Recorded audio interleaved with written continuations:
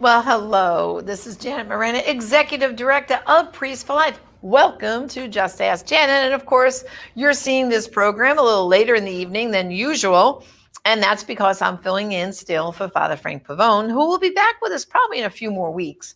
As you know, he's still recuperating from his open heart surgery and he's anxious to get back in the saddle. So, stay tuned. In a few more weeks, Father will be back.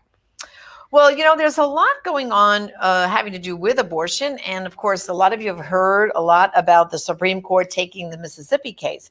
But in addition to that, there's really good news happening in the states. In spite of having a Biden administration that is so in love with abortion, they can't get enough of it. But in the state level, there's so much happening.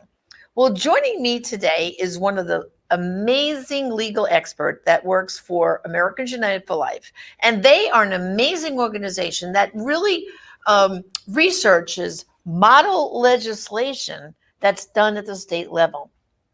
So joining me right now on the program is Katie Glenn from Americans United for Life. Katie, thanks for joining me today.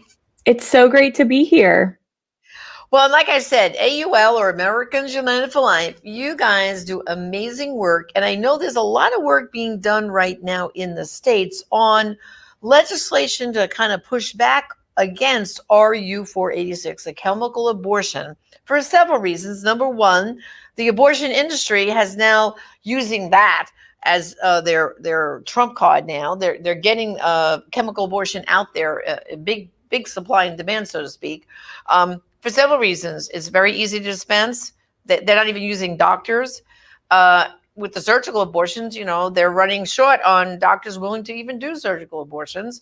And of course, they're charging the same amount of money for RU46 than a surgical abortion. So it's a real cash cow for Planned Parenthood and all the abortion industry. And also, too, as we know, the Biden administration and the FDA just lifted all the restrictions on RU486 distribution. So now, it could be mailed through the mail. Someone can get it through the mail. It's just like crazy when you think that a drug that will not only cause an abortion, because God only knows all the damage it can cause to a woman, can just be given out with no medical advice. It's outrageous. And of course, we are going to discuss a little bit about that Mississippi case. But first, Katie, give us a snapshot of the kind of work, because you've been testifying, I know, in quite a few states for some of this model legislation. So give our people a snapshot into what's been going on. Sure. So it's great to talk about the states. I know it feels like nothing but bad news out of Washington, especially with the Biden administration. But there are so many ways that the states can fight back. And we've really seen a lot of animation there. So far in 2021, 63 state pro-life laws have been enacted that's signed by governors, or in a couple of states, their governors vetoed and they've overruled the veto in the legislature. These cover all kinds of things. We've had states pass born alive laws that protect babies who are born alive after an abortion. We've got several states addressing this chemical abortion issue, making it so that it's impossible to mail them in the state, to make sure that a woman gets actual health care. Some places are going as far as saying you don't need to do an ultrasound. You don't even need to independently verify pregnancy. They're willing to let a woman take these pills without even knowing she's pregnant, let alone whether she's an appropriate candidate for the drugs. And it's a scary world out there. The Biden administration seems to really be looking the other way on this from the FDA perspective, but state lawmakers and governors across the country in over 20 states are really taking charge on this issue. And so that's what makes my job exciting, is to get to work with them and travel around the country and meet pro-lifers on the ground. Well, Katie, what you just said right now is so important, is that these women can get these pills without a diagnosis of pregnancy even. And that's critical, because what if this is an ectopic pregnancy? Then the chemical abortion pill is not going to help her situation. In fact, it's going to make it worse, and it could almost be life-threatening for her. And so it is really negligent, I believe, of the Biden administration to just lift all these restrictions. Who could get pills like that? This is really paramount to over the counter, isn't it? It seems that that is the direction that the industry would like to head because then they can just maximize sales. We have a preview of what this could look like. In the UK, a year ago, they started a program called Pills by Post, where they started sending these drugs in the mail. And within a month of that program starting last spring, you had a woman taking the drugs at 28 weeks, which is 8 weeks past when it's legal to get an abortion in that country, and 18 weeks past when the FDA and other public health organizations have determined it's safe to take these drugs. The drug cutoff is 10 weeks. This woman took them at 28, a month into the program. There are investigations into claims that a couple of women have died. We know that the complications increase when these pills go unmanaged, when women are taking them without a doctor they can call if something goes wrong. And we shouldn't export this bad idea to the United States. So with some of the great, because I know one of the things I think that AUL is, really does the super job is coming up with model legislation that you've passed in so many states. You were just throwing out some numbers, but tell us what goes into, for example, the legislation up in Montana that was passed, which I think that bill was pretty comprehensive. But what's the behind the scenes for people can understand what goes into getting a law like that signed by the governor? Sure. So what we do is we think about what are all of the issues that need to be tackled. Chemical abortion is a problem. What are all the problems? It's reporting. The state doesn't have data on when complications occur, where they are occurring, if there are certain doctors who have higher levels that the state needs to address with medical licensure. Whether these pills are being sent in the mail or given in person, whether doctors are doing these ultrasounds to determine ectopic pregnancy, whether they're checking to make sure that she's not coerced or trafficked.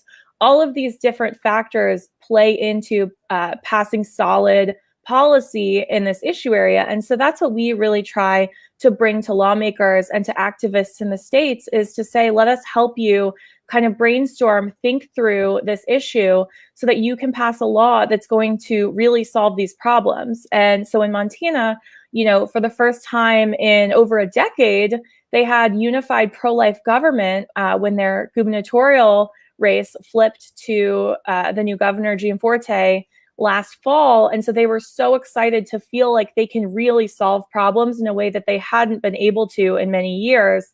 And so they passed several laws, including the chemical abortion one, to really make abortion more rare and bring more oversight to the industry in their state. So when you look at the whole country at large, what would you say, approximately how many states would you say have made progress passing pro-life laws? Overall, life is winning. So far this year, we've seen almost 70 pro-life laws pass in 20 states. And we've seen, 6 or 7 anti-life pro-abortion laws pass in 6 states. So when you look at the momentum, it is totally on our side. People understand this problem, and they're motivating their lawmakers to try to solve it in ways that take into account the nuances of their state. So, we are so happy that when we go into our bill tracker and we've got hundreds of bills to look at, we have to pick and choose where we can really invest our time because there's just so much going on. So now the people who are listening to our conversation right now, they might be saying, well, in my state, I'm not sure what's going on. Is there a place I can go to see what's happening? And how can I get engaged in the process? Maybe there's a local little pro-life group or a church that, they have a big pro-life presence, and is saying, what can we do to influence the state legislatures, like in our state, to kind of get the ball rolling for more of these kind of bills? So where would they go to find out, and what would you suggest some action items for them to take? We publicize as much as we can what's happening in the states on our website, aul.org, but I would really recommend that all of your viewers find those groups at your state level, whether it's a Right to Life chapter or a family policy group or the Catholic Conference.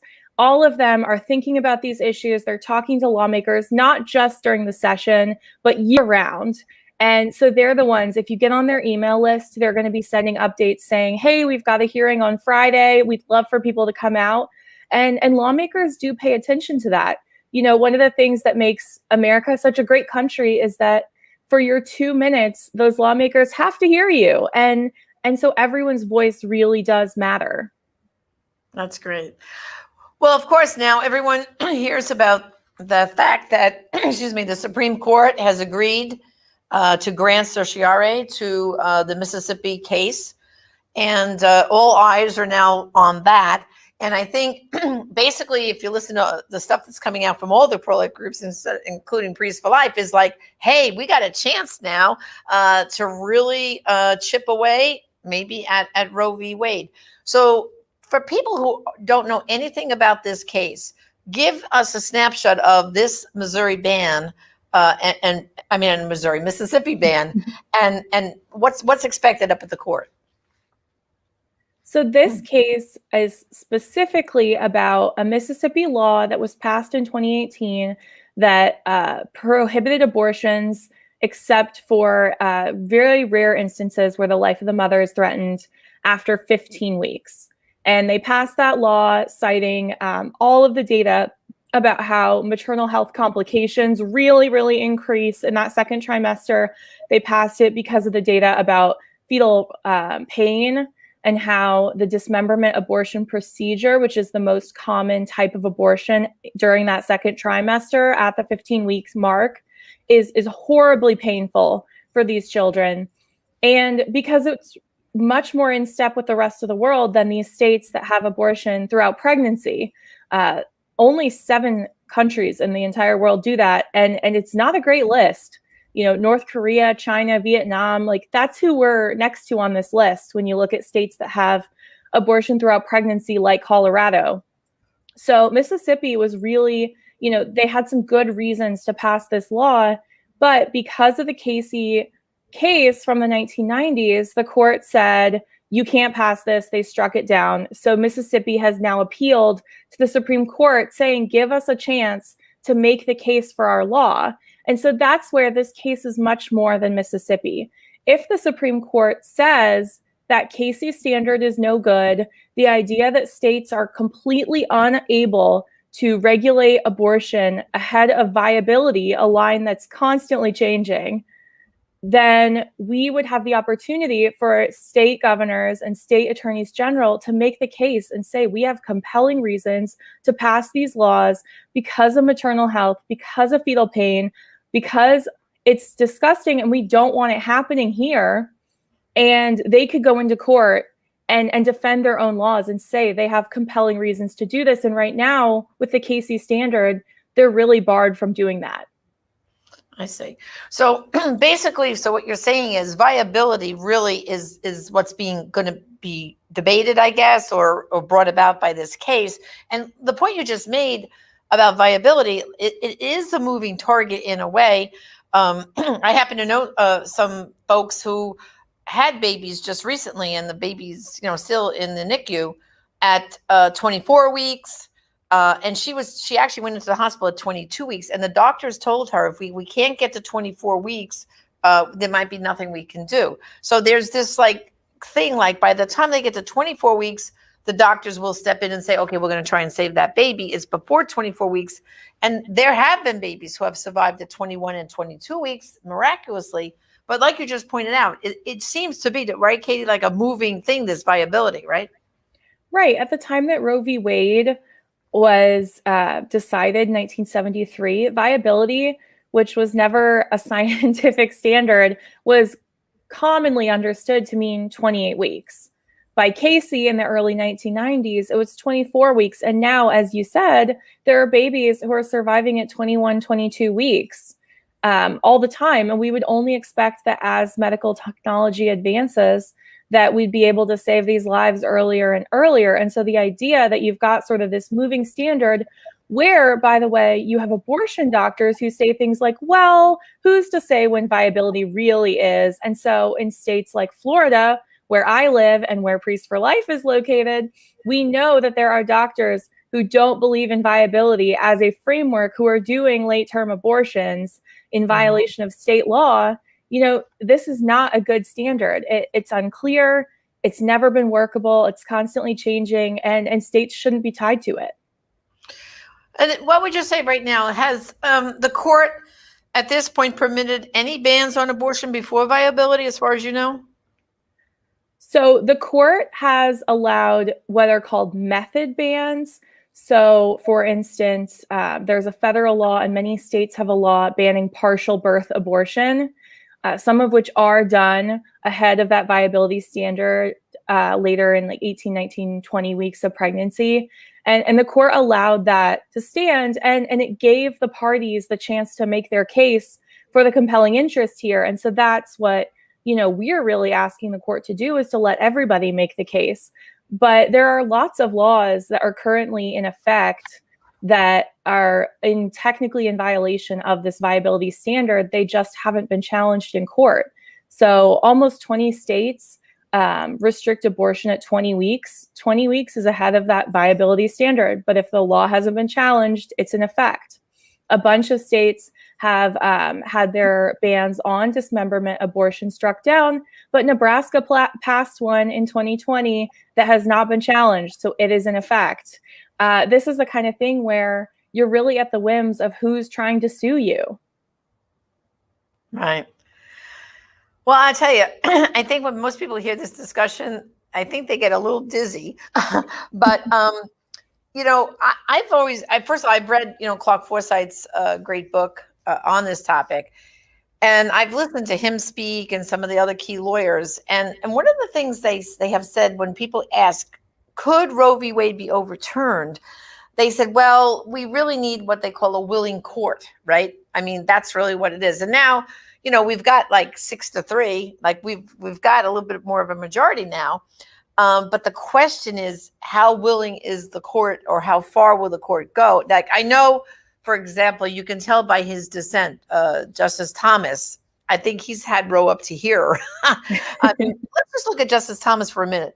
How do you see him viewing this whole Mississippi case based on his prior dissents?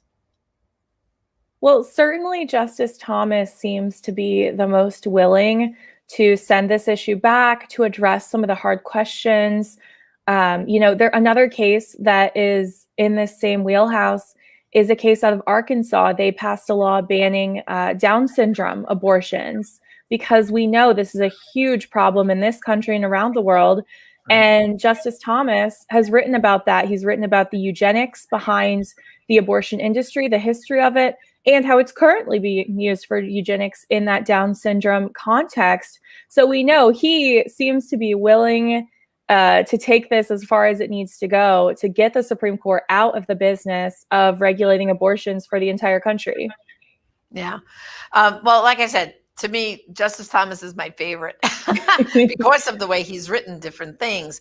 But, when I first heard of this case, and, I'm not a legal mind like you are and the rest of the gang there at AUL, but I said to myself, this sounds to me more like they're going to do pre-Roe, like throw it back to the states and let every state pass or regulate abortion like they want to. And in reality, I mean, that's really what our founding fathers designed our government to be, that the people in the local government should decide about the laws that govern them in that state. And the reason why I think we got Roe v. Wade was the whole Dr. Bernard Nathanson and all those folks that were trying to push abortion all over the country. They were getting tired of just chipping away, right? I mean, there was only, before Roe, there was only abortion was legal in 5 states. And they were thinking like, oh, we'll never get what we want this way. And so they went for the whole enchilada. But to me, this case, couldn't this just throw it all, if we win it the right way, could it not throw it all back to the states, and which should be better right now? And that's why what you just said about state legislation is so important. But could that be the goal here, to throw it back to the states? That's certainly one possible outcome, and one that we think would get the court out of this question, would allow the people through their elected representatives to make their own decisions and, have the policy that they want in their states, rather than being stuck in this framework where every couple of years we get a new little nugget of wisdom from the Supreme Court.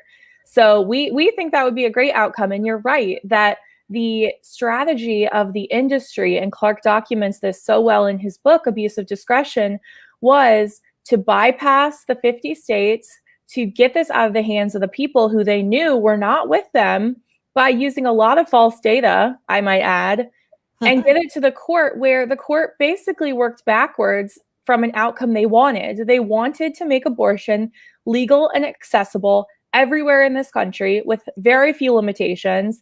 And so they worked backward to try to create a legal framework for that where one really didn't exist. And so that's what Clark documents in his book, is sort of, this viability framework, this 3-trimester framework that we are stuck with now for the last almost 50 years in our laws, are because the court had to find some way to justify the outcome that they were seeking, which is absolutely not the role of judges in our judicial system, and certainly does not seem to be the role that several of these newer Trump-appointed justices see for themselves as a member of the Supreme Court. Yeah, I mean, if I had to, predict, so to speak, of our 6 on our team, I mean, Thomas, I would say 100%. We can count on him. Alito, I think, is 100% too. I've noticed, because at Priest for Life, we've done some amicus briefs using the testimonies of women from Silent No More and other things. And Alito actually has quoted the women's, our brief in his writings. So I'm pretty confident with him. I am, and with Gorsuch, I'm pretty sure, and Kavanaugh, and even Amy Coney Barrett. I think the only person I find a little can't predict is Roberts, right? Chief Justice Roberts, wouldn't you say? He certainly seems to kind of see his role as a little bit more political because he is the chief. I know that there are some people who have expressed some concern about Justice Kavanaugh, but in the June medical case, the last big case we had in the court in 2019, one of the things that Justice Kavanaugh wrote about at length in his dissent was the need for more data, more information. He would send this case back for more fact-finding in the lower courts. And so to me, I think, that's what we need. We need states to be able to shine a light on these issues. In Mississippi, in this case, they never got a chance to do that. They were dismissed on summary judgment. There was no discovery. There was no fact-finding. They were really not able to present the evidence for why this law is so important. And that's what we'd love to see happen, because we think that will help make the case to the American people, the half who don't already agree with us, why we need these laws. I think most people don't know what Roe does. They say, oh, well, don't overturn Roe. But then when you start asking, well, what do you think about abortions after 20 weeks or 15 weeks? They say, well, no, I don't support that. Well, that's what Roe is. Roe is abortion throughout all 40 weeks of pregnancy. Most Americans don't actually support it. So we want to be able to make the case for that in the courts. And we think that we'll win. The court will see this is still a mess. And eventually they'll get out of the abortion business. Yeah. I mean, that's something that I think Justice Thomas has said, that, we don't want to be the medical board. I mean, Justice Thomas has said that on numerous occasions. And then, another point is, I think Clark made this point in his book, that viability was not in any of the oral arguments of Roe. It just kind of got thrown in by the justices at the last minute when they were writing up the decision, right? Yeah, that's right. That's not an argument that was made to any degree. This was a case of activist judges seeking an outcome and building their way backwards to have a legal framework for that outcome. And that's why it's been a mess this entire time, because it's not actually built on the framework of our law. It's not tied to anything. And that's why it's unsettled, in that the American people have not changed their views on abortion, which was one of the goals of these justices. They said, if we make it a constitutional right, people will get over it. They'll move on. They haven't. All of the data shows that Americans' opinions on abortion, if anything, we're getting more pro-life as the science is better and we know more and understand more about embryology and human development. It's unworkable because we keep going back to the court to have them redefine the boundaries of our abortion laws. And it needs to be, seriously looked at and eventually overturned. Right. And then the final point, of course, is the court always throws in this whole thing about undue burden. And I mean, that's been applying undue burden has been the reason why we have lost some of these cases, right? That's come before the court. Give us a little snapshot about that whole undue burden thing so people understand it. The idea of undue burden is that you do this fraction mathematical equation where if too many, an undue number of the women who would be burdened or impacted by this law are negatively impacted, then the law should be struck down. The problem with this is that, and Justice Alito actually has written about this in his dissent in June Medical and elsewhere, is that often you find that you get to a fraction of one, where they say that, you know, everyone is who is burdened is the numerator, and well, now everyone's burdened, so this law gets struck down. Yeah. So if you're drawing the group of affected people as everyone who doesn't like this law or would be impacted by this law, you're always going to strike down this law. And that's part of why it's such an unworkable test. So we've seen, at least from Justice Alito, as signaling that he's had enough of this undue burden test. But for now, it is still being applied in the lower courts. Right. Boy, oh boy, Katie, so much information in such a short amount of time, and I want to thank you for it. And, you know, I just hope our viewers understand that this is now going to be a period of education. I look at this, Katie, just like with the partial birth abortion ban. That took years and years and years to go. And during that time, the pro-life groups did a great job of educating American people. So I think we're going to be very excited now, looking at viability, looking at the unborn child. So I just want to thank you and everything AUL does. God bless you guys. And let's just keep going with the states, and let's pray for Mississippi. Maybe this will be the thing to finally chip away at Roe. Okay? We sure hope so. Thanks so much for having me. My pleasure. Well, brothers and sisters, thank you for joining us on the show.